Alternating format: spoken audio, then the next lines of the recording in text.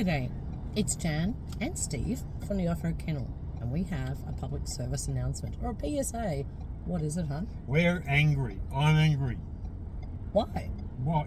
New South Wales and government, in their infinite wisdom and their tiny rocket pea-brained minds, have decided that nearly $90 per site is a fair price for a national park camp. So to summarise what he just tried to tell you is, New South Wales Parks have a proposal to raise the fees in their parks up to $89 a night for one site in peak season, depending on facilities, which is outrageous. Yeah, for $89, I expect room service.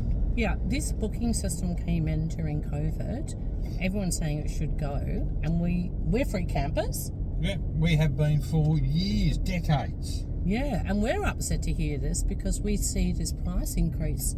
It's taking away from the average person. Yep. It's not just vacationers. We're about people on the road all the time. Who's going to afford this? What about young families with little kids that, you want to take your kids out and show them the natural bush, the national parks, that, by the way, we pay for with our taxes. Yeah, and it's going to cut out grey nomads, full-time travellers, families, and the average Joe is going to suffer because of it, and they just won't go. So you'll have a flow-on effect from all of that. Local tourism. Local businesses are going to miss out. But where it gets ridiculous is at $89 for a site with minimal facilities. For less than half of that, you can go to a caravan park with full power, full water, full showers, hot showers, toilets, laundry facilities, the whole box and dice. Oh. Like, we often scoot into the parks on New South Wales, and that's a $6 fee. The Parks New South Wales are saying, oops, there was a beep there. Parks New South Wales are saying this is to stop ghost camping. We don't agree, do we? No.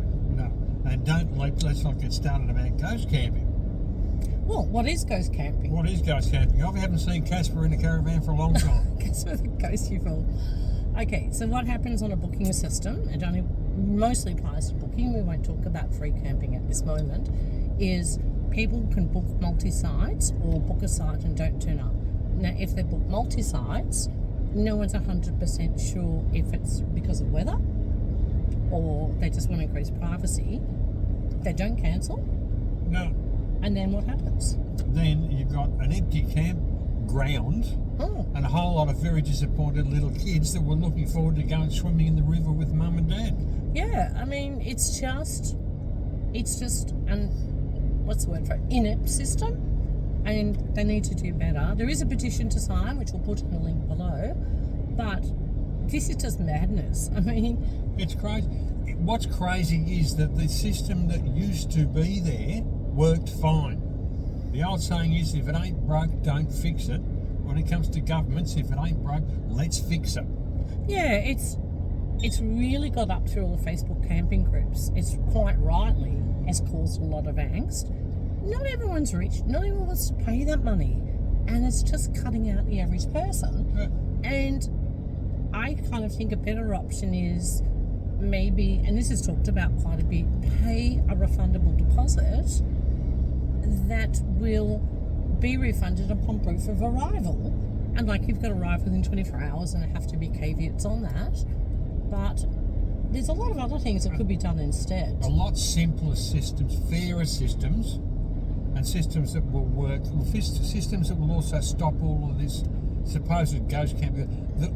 The fools that come in and decide they're going to book the whole place out because they want privacy. Yeah, that's just not how this works sometimes, and it's not fair. It seems quite selfish. But I kind of think too, if there is better management of the booking system, we're not anti-booking because we book for New South Wales ourselves. We're not anti it because it gives you a little bit of certainty. Well, we booked for South Australia, and that was great. But the fees were very reasonable. $20 a night. They had some good facilities at those places, but it gave us a bit of surety as to where we didn't know where we were, what was going to be happening. So having an end destination with a site booked made life a lot easier, but not at $89 a head. That's crazy. What do you think is a fair price? We're not anti a small price for maintenance of these facilities. what about a refundable deposit? But I do think too, better management of the booking system, better policing ranges on checking out someone's like, they know that site's been booked and someone hasn't turned up, it's 24 hours later, they haven't cancelled, then they lose their deposit and the booking goes open again. Because it's not fair to be cutting people out. Now, in Victoria, when they went free in the parks for a while, thank you to Cinderella, we had a high tourist plot like Wilson's Prom that was running up to 50% empty in peak periods. And more in some cases. In some cases it was 75% empty, and yet it said on the website fully booked. And what message are we sending to tourists? You're not welcome in our parks or New South Wales National Parks because the prices are just astronomical. I mean, people camp and caravan for all different reasons. We're not fans of caravan parks. We like to free camp, bush camp or whatever. Even if we decide to go up there and not take our dogs, because they usually go with us, we're stuck at $89 a night in peak season. It's just crazy. Like, I'd almost expect the Hilton for that. But you've got to educate the public. You've got to have the public being a lot more responsible. And what else can be done besides sign the petition? Well, sign the petition. We don't want to think that New South Wales Parks, what they're planning to do, is going to come across to other states and territories. If we don't knock this on the head, then it may flow through, and our home state, it may flow through, which is a worry. These are our parks, you know, we do pay for them, but we don't have an issue with a few bucks per night. No. And they're if they're well maintained and people are responsible. So the main thing is, you've got to the 25th of May to sign the petition, which I'll link below, and let's stop this craziness and keep the parks open for the average person and for any camper that wants to go and explore the beauty of the parks. Yeah. And like in our travels, we've virtually never seen anybody that abuses the system. A couple of places you've seen where they've been, but generally everybody is really good. They look after the parks, they keep them clean. Except for that one time, and we'll go back to that one, up on the Murray. But like, we've seen a version of ghost camping in free camps, but that was just locals coming in, lining up all the vans and hogging all the spots. Well, that's just selfish. So I'm not always big on first in, best dressed, because like say at Easter, not everyone can get away on the Thursday. Of the petition, because we've signed it. Let them know what we really think. And Ken, you've only got to the 25th of May. Yep. Let's have our voices heard, and let's save our national parks. If they're doing it in one state, they're going to do it in others. They will. Don't worry about that. And remember, keep the shiny side up.